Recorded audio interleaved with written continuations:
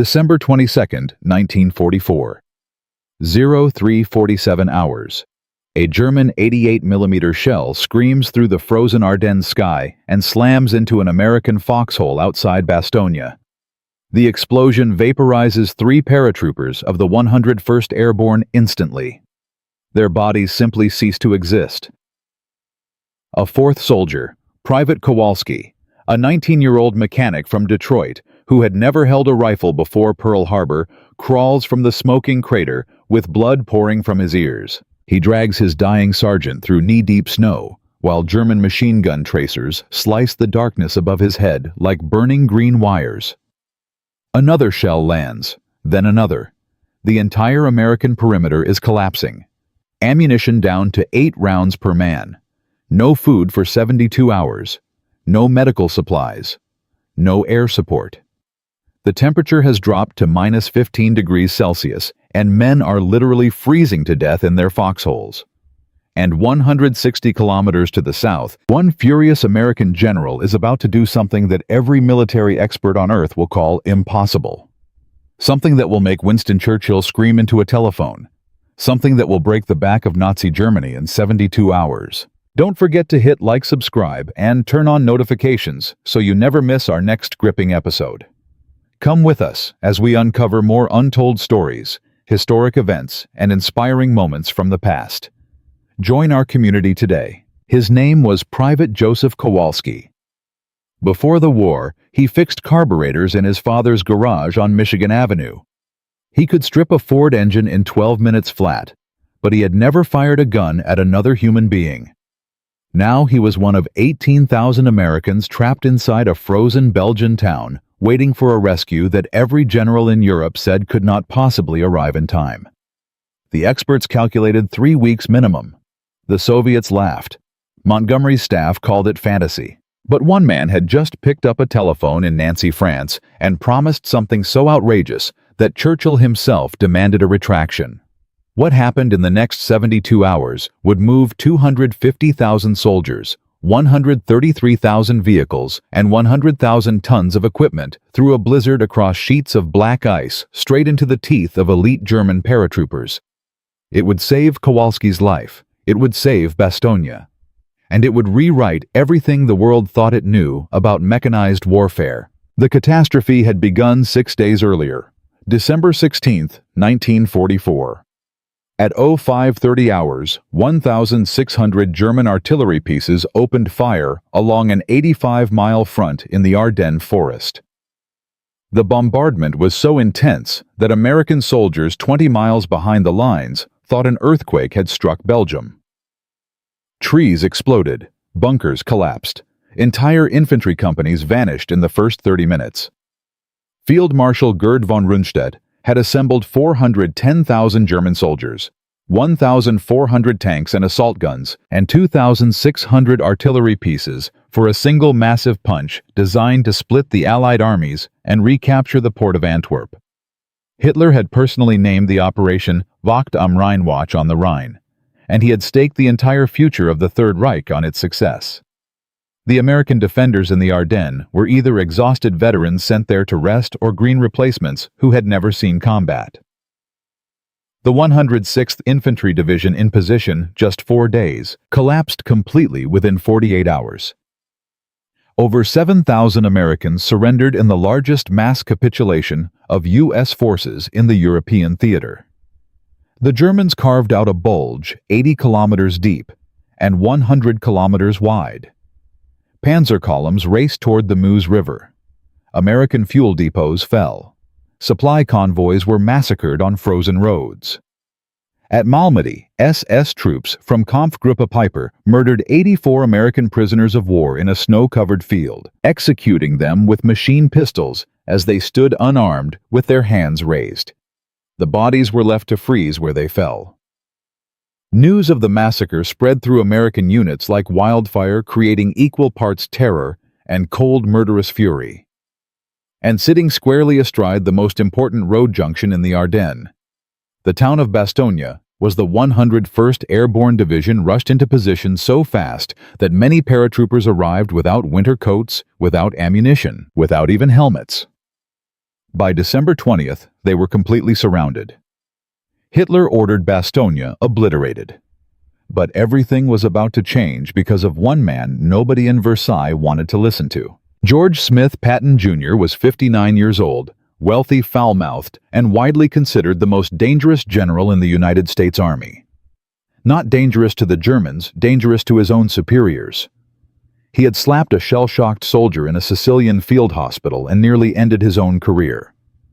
He wore ivory-handled revolvers on his hips, quoted ancient Greek poetry to astonished subordinates, and believed with total conviction that he was the reincarnation of Roman legionary commanders and Napoleonic cavalry officers.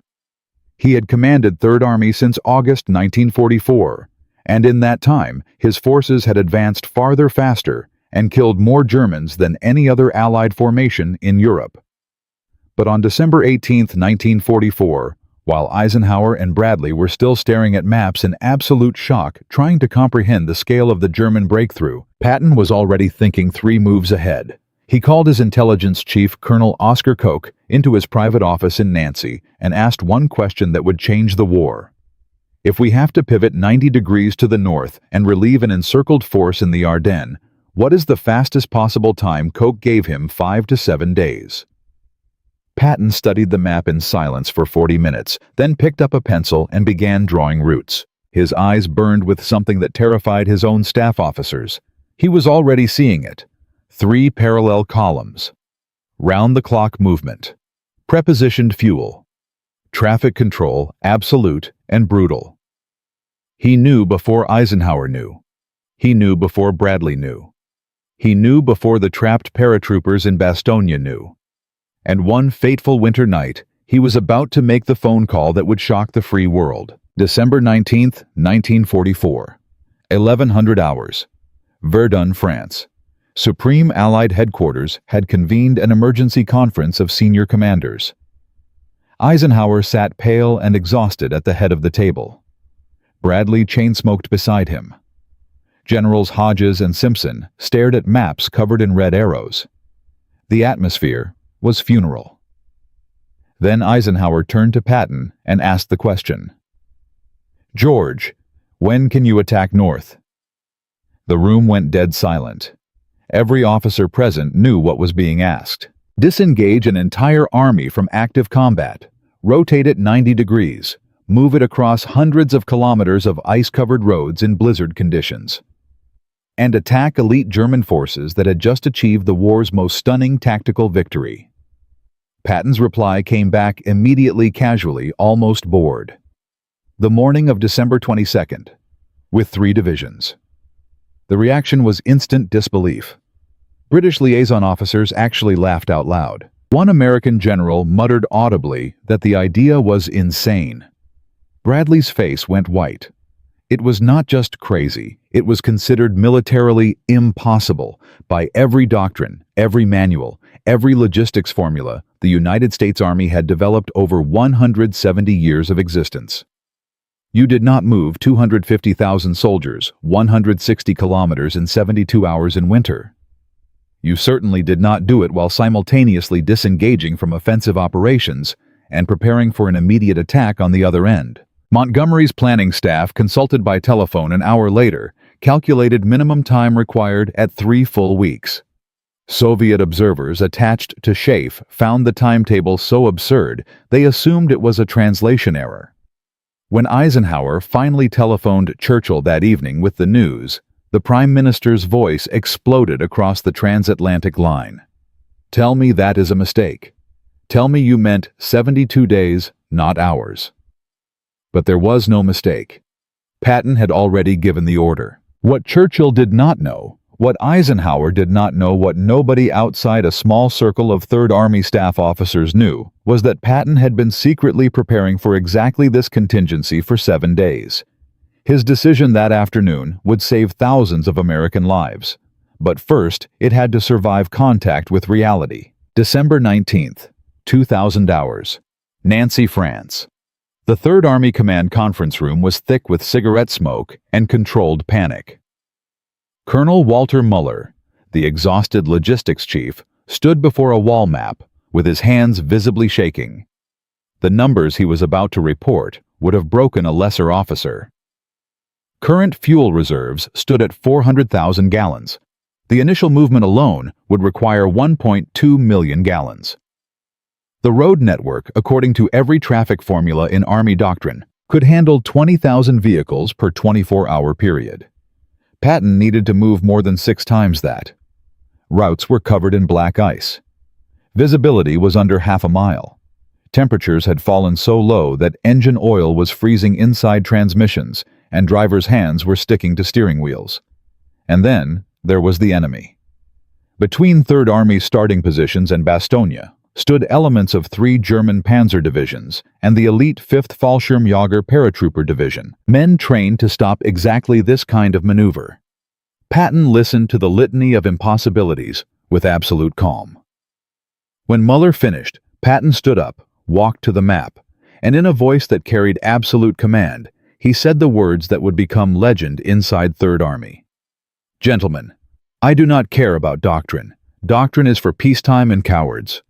The 101st does not get 4-hour rest breaks while they are being shelled into dust. Neither do we. 3 columns, all 3 routes. Continuous movement. Military police will shoot any vehicle that blocks the road. Fuel trucks every 20 kilometers. Maintenance teams forward. Traffic controllers with authority to override any commander, including division generals. We attack in 48 hours. Any questions?" There were no questions. There was only the sound of men realizing they were about to attempt something that would either enter the history books or kill them all. Within 2 hours, the first units of 3rd Corps were disengaging from active combat near Saarbrücken. German radio intercept operators monitoring American traffic reported back to their commanders that the enemy appeared to be consolidating defensively. They had no idea. They had absolutely no idea what was barreling toward them through the frozen Belgian night. By dawn on December 20th, 3 massive columns of American armor and infantry were grinding north through conditions that should have been physically impossible. The 4th Armored Division led the spearhead. Behind them stretched convoys 80 kilometers long, headlights, blazing blackout discipline abandoned, because speed mattered more than stealth. Drivers fell asleep at the wheel. Tanks slid off icy roads into ditches. Engines that should have run 1,000 more miles seized up after 50. Men literally froze to their vehicles. 6 Sherman tanks were lost in the first hour of combat when they finally hit the 5th Fallschirmjäger line 24 kilometers from Bastogne. Inside the encircled town, Private Kowalski and 18,000 other paratroopers were down to single-digit ammunition counts.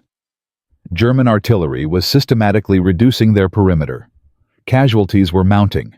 Medical supplies were gone. Acting Commander Brigadier General Anthony McAuliffe had already sent his famous one-word answer to a German surrender demand. Nuts. But defiance does not stop 88mm shells. He calculated perhaps 48 hours before the position collapsed entirely. Patton had promised to arrive in 72. The race was now absolutely literal. Every kilometer his columns advanced, every minute his mechanics kept engines running in -20-degree cold. Every traffic controller holding back chaos with sheer willpower mattered more than any battle plan in the war. And then on December 22nd, the impossible happened. The 4th Armored Division hit the main German defensive line southwest of Bastogne and stopped cold. 6 tanks lost in the first hour. Then 11 more. Progress fell to less than 2 miles an hour. The entire operation, everything Patton had promised Churchill, everything 250,000 soldiers had bled and frozen and died for, was about to collapse into a grinding attritional nightmare just 24 kilometers from the trapped paratroopers. Gaffey called Patton at 1400. "We are stuck, sir. We need to pause, bring up artillery, prepare a proper assault." Patton's response came back like a thunderclap through the radio. "There is no pause. Find their flank and break it. You have 8 hours until dark. Use them." What George Patton ordered his commanders to do next in the final desperate hours before Bastogne fell would defy every principle of military doctrine ever taught at West Point. It would either save the 101st Airborne or destroy the finest armored division in the United States Army in a single catastrophic night. In Part 2, you will see how one furious American general split his forces in the face of an elite enemy, launched a suicidal night attack through an uncharted forest, and triggered the most chaotic, bloody, miraculous 12 hours of the entire Second World War. December 22, 1944. 1400 hours. General Hugh Gaffey's 4th Armored Division was bleeding to death 24 kilometers from Bastogne. 6 Sherman tanks destroyed in the first hour. Then 11 more reduced to burning wreckage on a frozen Belgian road. The elite German 5th Fallschirmjäger paratroopers had dug in behind anti-tank guns and prepared positions. Every American advance met a wall of 75mm shells and MG-42 machine gun fire that cut infantry to pieces. Patton had promised Churchill he would reach the trapped 101st Airborne in 72 hours. He had burned through 48 of them already. The trapped paratroopers inside Bastogne were down to 12 rounds per rifle. McAuliffe's operations officer estimated the perimeter would collapse within 36 hours. And now Patton was about to make a decision so reckless, so contrary to every principle taught at West Point, that his own staff believed it would end in the worst American armored disaster of the war. And this is where everything got worse. The first enemy Patton had to defeat was not German, it was American. Inside the Chafe command bunker at Versailles, Field Marshal Bernard Montgomery had been quietly working against Patton's entire operation for 48 hours. Montgomery did not believe Third Army could reach Bastogne. He had told Eisenhower privately that Patton was chasing glory and would leave the American First Army exposed to a second German thrust. He demanded overall command of the northern shoulder of the Bulge, and got it. His staff officers openly dismissed Patton's 72-hour promise as American cowboy fantasy. Worse, General Omar Bradley Patton's own direct superior was losing his nerve. On the afternoon of December 22nd, with the 4th Armored bogged down and casualties mounting, Bradley telephoned Patton's headquarters in Luxembourg with a direct order. Slow the advance, consolidate, bring up artillery, wait for weather to clear. Patton took the call, standing, his jaw clenched so tight his aide Colonel Codman thought he might break his teeth. Brad Patton said into the receiver, "If I slow down now, the 101st is finished. Every hour we wait, those paratroopers die. I am not waiting for artillery. I am not waiting for weather. I am attacking tonight." Bradley's voice came back sharp and furious across the line. "George, I am ordering you to halt. That is a direct order." Patton's reply became one of the most famous insubordinations in American military history. "Brad, I cannot hear you. The signal is breaking up." And he hung up the telephone. Then he turned to his staff and said the words that would define the entire operation. "We are attacking at 1800 hours. Anyone who disagrees can leave this room and write their resignation letter right now." Nobody moved. Nobody spoke. Outside the frost-caked window, the temperature was falling toward -22 Celsius. Inside Bastogne, Private Kowalski and 18,000 other Americans were counting bullets. But Patton had just found an unexpected ally nobody saw coming. His name was Major General Hugh Gaffey, commander of the 4th Armored Division, and he was the one man in Europe who understood exactly what Patton was trying to do. Gaffey had served as Patton's chief of staff in Sicily. He knew Patton's operational philosophy in his bones. When the call came through at 1430 hours, ordering him to split his division in the face of an entrenched elite enemy, Gaffey did not protest. He did not hesitate. He assembled his 3 combat commands in a bombed-out Belgian schoolhouse and explained the plan in 4 sentences. Combat Command: A attacks frontally at 1800. Combat Command B swings 15 kilometers west through the Assinois Farm Road network. Combat Command R stays in reserve. We break through to Bastogne before dawn, or we die trying. One of his battalion commanders asked the obvious question. "Sir, we have no reconnaissance of those western roads. They may not support Sherman tanks." Gaffey's answer was pure Patton. "Then we will find out. Across the division, mechanics worked without gloves in -20 cold hands, bleeding from frozen metal, rewiring electrical systems damaged by ice. Fuel trucks rolled forward with headlights blazing. Ammunition was distributed directly onto tank decks because there was no time to load it properly. The hour of the attack arrived, and if it failed, the 101st Airborne was finished forever. 1800 hours. December 22nd, 1944. The sky over the Ardennes was black as ink. Temperature -24. Wind cutting through uniforms like razor blades. Combat Command A of the 4th Armored Division opened the attack with a direct frontal assault against the German 5th Fallschirmjäger line. 36 Sherman tanks advanced in 3 wedges, main guns firing high explosive rounds at every suspected enemy position. The German response was immediate and devastating. Anti-tank guns concealed in tree lines opened up at 400 meters. Within 12 minutes, 7 Shermans were burning. Crews bailed out into knee-deep snow and were cut down by machine gun fire. The frontal attack was designed to fail. It was designed to pin the Germans in place, to fix their attention, to convince them that this desperate head-on assault was the main American effort. And while they concentrated on killing Combat Command A 15 kilometers to the west, Combat Command B under Lieutenant Colonel Creighton Abrams was moving through the darkness along farm roads that barely appeared on any military map. Abrams was a 31-year-old tank commander who would later become a 4-star general. That night, he was riding in a Sherman named Thunderbolt, 7 leading 40 tanks, and a battalion of armored infantry through a forest so dark the drivers could not see the vehicle ahead of them. They navigated by compass bearing and willpower. Twice the column lost its way and had to backtrack. Once a Sherman plunged off an unmarked bridge and vanished into a frozen creek. The crew was pulled out half dead from cold. Still, Abrams kept pushing. At 20-30 hours, his lead tank emerged from the forest onto a country road 8 kilometers southwest of Bastogne and ran directly into a German supply column. What followed was 90 seconds of pure carnage. Thunderbolt 7's 75mm gun destroyed the lead German truck at 50 meters range. The explosion illuminated the entire road. Abrams opened fire with his .50 caliber machine gun. Behind him, every Sherman in the column poured tracers into the German vehicles.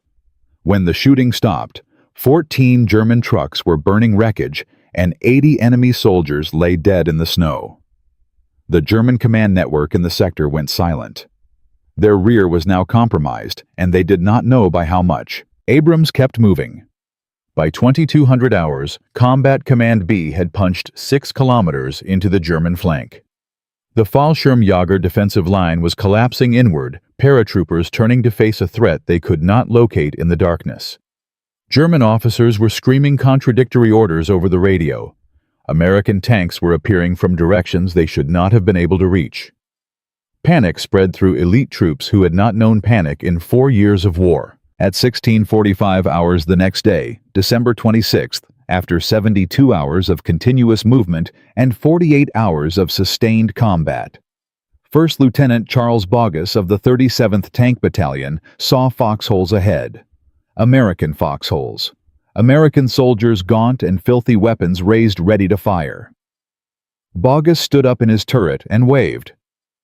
"We are the 4th Armored from 3rd Army."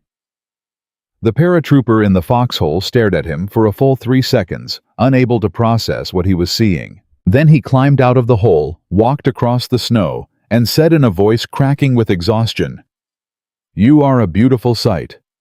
Behind him, men from the 101st Airborne began to emerge from their positions one by one. Some were weeping openly. Some could not stand. Kowalski, the young mechanic from Detroit, had exactly 4 rounds left in his rifle. Within 90 minutes, a steady stream of American trucks was flowing into Bastogne, carrying ammunition, morphine, penicillin, and hot food. The siege was broken. Patton had delivered the impossible in 72 hours, exactly as promised. But holding the corridor open was going to be the fight of their lives. The first relief convoy was a razor-thin thread. Combat Command B had punched one narrow corridor through the German lines, maybe 500 meters wide in places. The Germans reacted with absolute fury. Hitler personally ordered the corridor closed within 48 hours, no matter the cost. Within hours of the link-up, German counterattacks began hitting the relief route from both sides. SS Panzergrenadiers struck at Assenois. Fallschirmjäger units attacked the southern approaches. American tanks that had survived the breakthrough now had to fight defensively along a 6-kilometer salient, while exhausted crews operated on less than 4 hours sleep in 96 hours. Patton responded by pouring the rest of Third Army into the corridor with brutal speed. The 81st Infantry Division, the 26th Infantry Division, the 35th Infantry Division. More tanks from the 6th Armored. Artillery battalions firing around the clock. The logistics plan. Colonel Muller had been quietly refining for 3 weeks, now proved its worth. Fuel trucks arrived on schedule. Ammunition resupply worked. Maintenance teams cannibalized damaged tanks for parts and kept the spearhead operational. German commanders were now facing something they had never seen before in the war. An American army that could not only move faster than they could react, but could sustain that tempo indefinitely. Field Marshal von Rundstedt realized on December 28 that the entire Ardennes offensive had failed. Hitler refused to accept it. He ordered new attacks. They all failed. The Germans had lost their chance to destroy the 101st, and with it, the last strategic hope of Nazi Germany in the West. But as Third Army consolidated the corridor and began pushing north to reduce the Bulge entirely, something strange was happening in the rear areas. American military police were capturing German soldiers in American uniforms, driving American jeeps, and speaking perfect English. Fuel dumps were exploding without explanation. Signal wires were being cut behind the lines. A new and terrifying threat was emerging in the frozen Ardennes, one that would turn the American command structure inside out with paranoia and nearly result in the execution of General Omar Bradley himself by his own sentries. Otto Skorzeny, Hitler's favorite commando, had unleashed Operation Grief. And in Part 3, you will see how this bizarre sabotage campaign nearly destroyed everything Patton had accomplished, how one captured German lieutenant's confession triggered the most dangerous security panic of the entire war, and how the fight for the Ardennes was about to transform from a battle of armies into a shadow war of assassins and imposters. The real war was only beginning. December 23, 1944. Otto Skorzeny's commandos were already inside American lines, disguised as military police, driving captured jeeps, wearing stolen uniforms, speaking English learned in Brooklyn and Chicago. In Parts 1 and 2, George Patton did the impossible. He moved 250,000 men 160 kilometers in 72 hours through blizzard conditions and smashed through elite German paratroopers to relieve the 101st Airborne at Bastogne. The siege was broken. The 4th Armored punched a corridor through. Private Kowalski survived with 4 rounds left in his rifle, but Hitler refused to accept defeat in the Ardennes. He ordered a shadow war unleashed behind American lines, a sabotage campaign so terrifying that within 48 hours, American soldiers would be shooting their own generals on sight. Signal wires cut, fuel dumps exploding, jeeps vanishing, and in the next 9 days the paranoia alone would cause more American casualties than entire German divisions. This was no longer a conventional battle. This was something far darker. Otto Skorzeny was the most dangerous commando in the Third Reich. The scar-faced Austrian who had rescued Mussolini from a mountaintop fortress in 1943. Hitler personally selected him to lead Operation Grief, literally. Operation Griffin, a sabotage mission designed to paralyze American command and control behind the Ardennes front. Skorzeny assembled 2,500 German soldiers, selected every man who spoke English with an American accent, equipped them with captured U.S. uniforms, 30 American jeeps, and forged military police credentials. Their mission was triple: seize critical bridges over the Meuse River before the Americans could blow them, cut communication wires, and spread absolute chaos in the rear areas through false orders and misdirection. By December 23rd, the first Grief Commandos were already operating 80 kilometers behind American lines. A disguised German captain named Schmidt, posing as an American MP, redirected an entire U.S. tank battalion onto the wrong road, costing them 14 hours of fighting time. Another team cut the main telephone cable linking Bradley's headquarters to Patton's Third Army, forcing communications onto less secure radio frequencies the Germans could intercept. A third team appeared at a crossroads near Malmedy, wearing American uniforms, waved through a column of Sherman tanks, then turned around and machine-gunned the last 3 vehicles from behind. Casualties in the rear areas spiked 340% in 48 hours. But this was only the surface of a far deeper crisis. On the afternoon of December 23rd, a young German lieutenant named Gunther Schultz was captured near the Meuse River, still wearing his American uniform. Under interrogation at First Army headquarters, he broke within 2 hours and made a claim that detonated across the entire Allied command structure. Scorzeni's men, he said, were not just sabotaging bridges. They had a special assassination team assigned to kill General Dwight Eisenhower personally at his headquarters in Versailles. Within 6 hours, the story had spread through every American headquarters in Europe. Security paranoia exploded beyond rational control.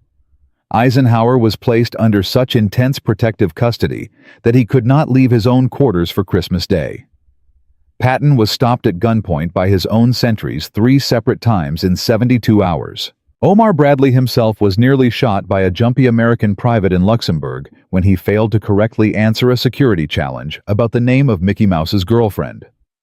Every American officer was interrogated at every checkpoint with questions about baseball scores, state capitals, and Hollywood movies.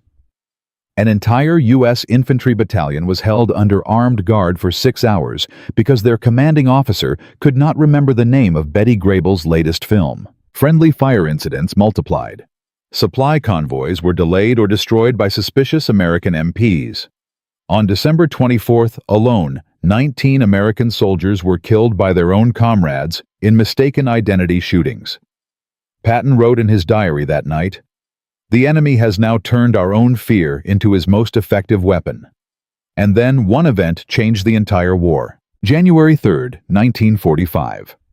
Patton launched the Third Army counteroffensive that would seal the fate of Nazi Germany. His objective was brutally simple. Drive north from Bastogne, meet General Hodge's First Army, pushing south from Houffalize, and trap the entire German force inside the Bulge. The operation was codenamed Collapse. 6 divisions, 92,000 soldiers, 400 tanks, temperature -28°C. Snow 3 feet deep. The spearhead was the 4th Armored Division, the same exhausted division that had just fought its way into Bastogne. They had not slept properly in 16 days.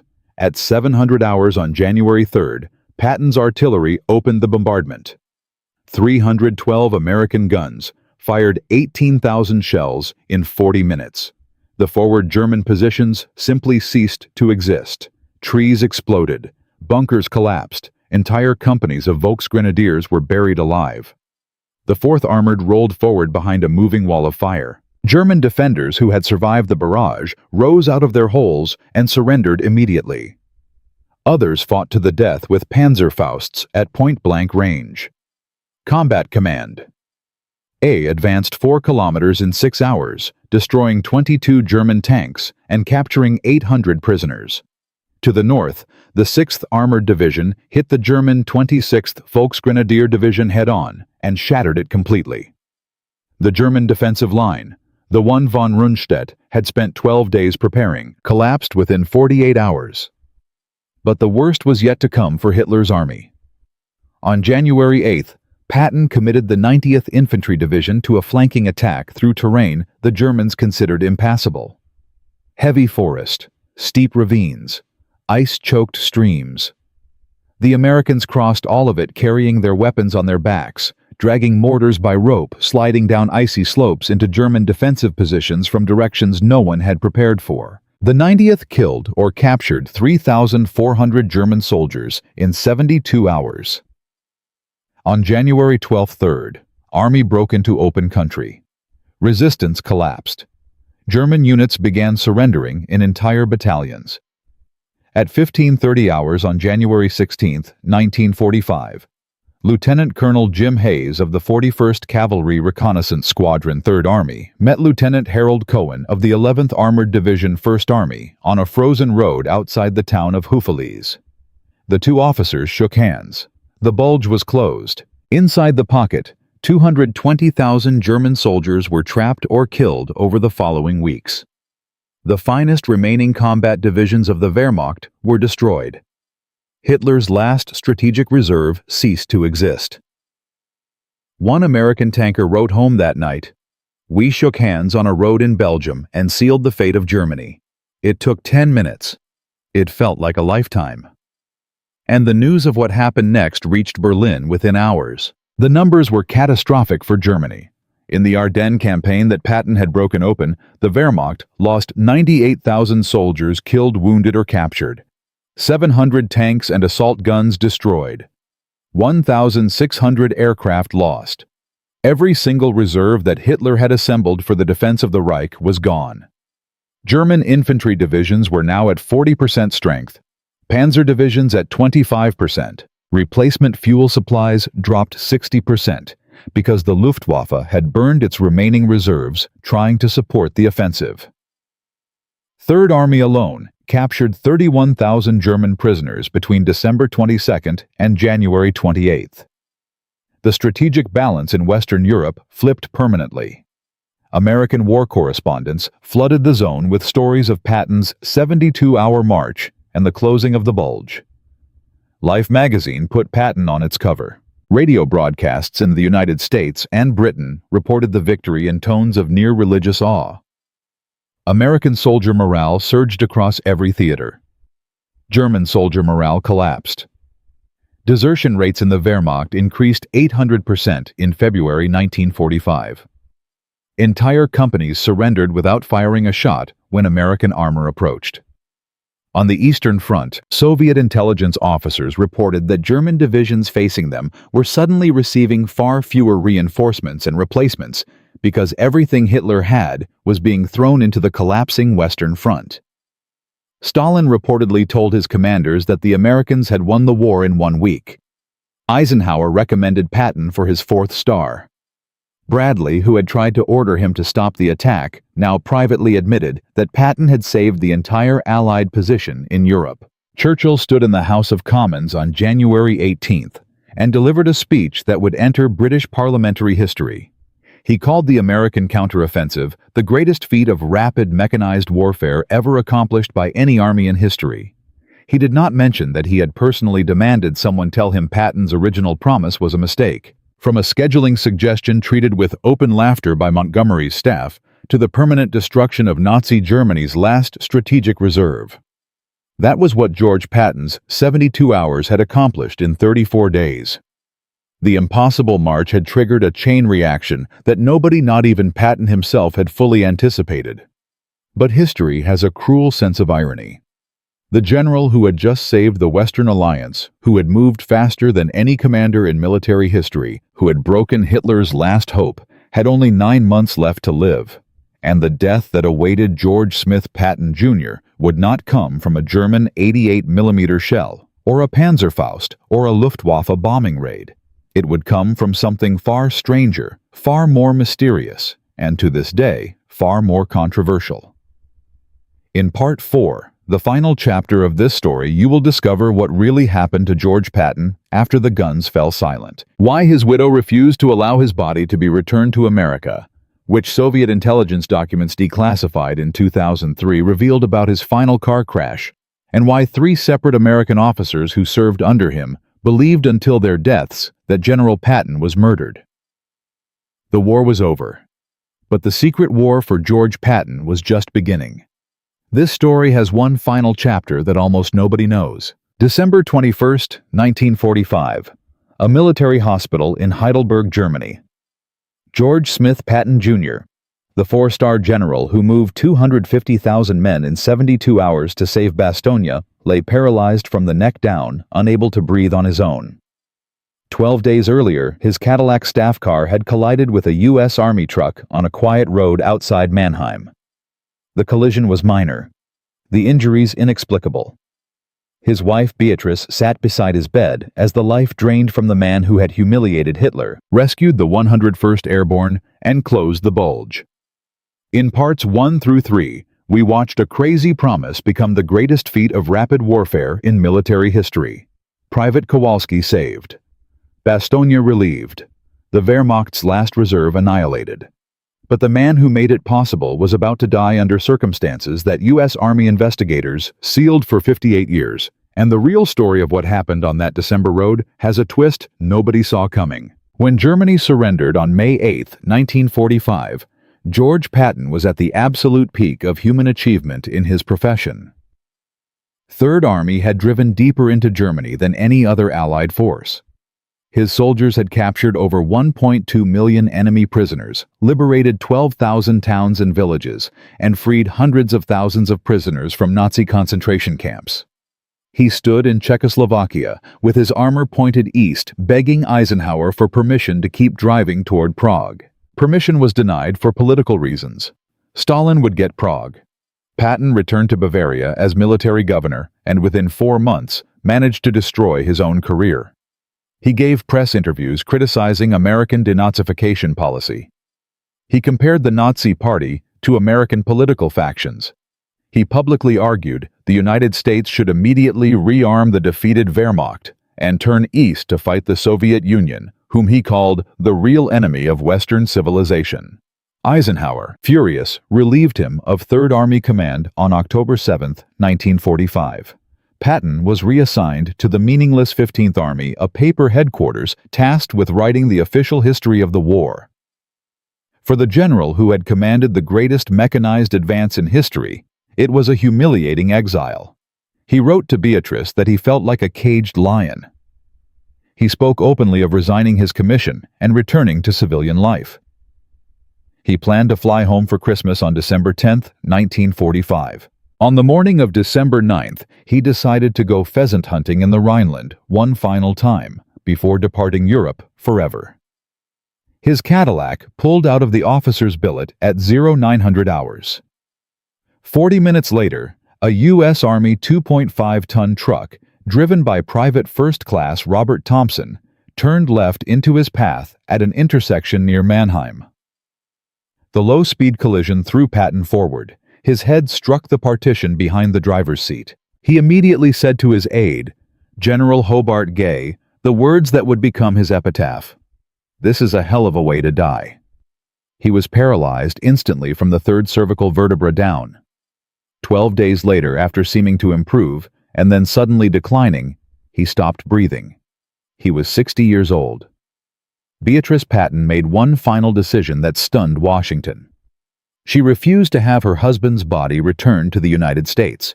She buried him in Ham Cemetery, Luxembourg, among the soldiers of Third Army who had died following him into battle. But his legacy was only beginning. The 72-hour march to Bastogne became the foundational case study in rapid mechanized warfare for every military on Earth. The United States Army rewrote its entire doctrine around the concept Patton had proven possible. What had been considered physically impossible in December 1944 became standard planning criteria by 1955. The American 7th Army in West Germany was organized and trained specifically to execute Patton-style rapid redeployments against any Soviet thrust through the Fulda Gap. Every American Armored Division commander from 1946 onward studied the Bastogne relief operation in detail. The phrase Patton speed entered military vocabulary as a measurable standard. During the Korean War, General Walton Walker, who had served under Patton as a corps commander, used identical tactics to execute the breakout from the Pusan perimeter in September 1950. He credited Patton directly, saying he was simply applying what he had learned in the Ardennes. The Israeli Defense Forces built their entire operational philosophy around Patton's principles. Moshe Dayan studied the 4th Armored Division's movement in detail before planning the Sinai Campaign of 1956. During the Six-Day War of 1967, Israeli armored columns advanced 160 kilometers in 72 hours, the exact distance and time frame Patton had achieved against elite German paratroopers. The parallel was not coincidence. The Soviet Union, deeply shaken by the American performance at Bastogne, restructured its own mechanized forces. Soviet military theorists wrote entire volumes analyzing what they called the American operational tempo problem.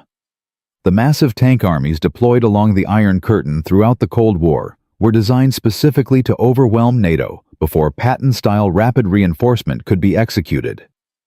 In 1991, during Operation Desert Storm, General Norman Schwarzkopf executed the famous left hook flanking maneuver that destroyed the Iraqi Republican Guard. The 7th Corps covered 260 kilometers in 89 hours. Schwarzkopf openly credited Patton. During the 2003 invasion of Iraq, American armored columns reached Baghdad in 21 days, an advance speed that would have been considered fantasy before 1944. Every single one of these operations traced its conceptual DNA back to 72 hours in the Belgian winter. Modern NATO Rapid Response Doctrine, the U.S. Army's Global Response Force, the logistics planning frameworks used by every major military on Earth today, all of it flowed from what Third Army proved on those frozen roads. Civilian applications followed.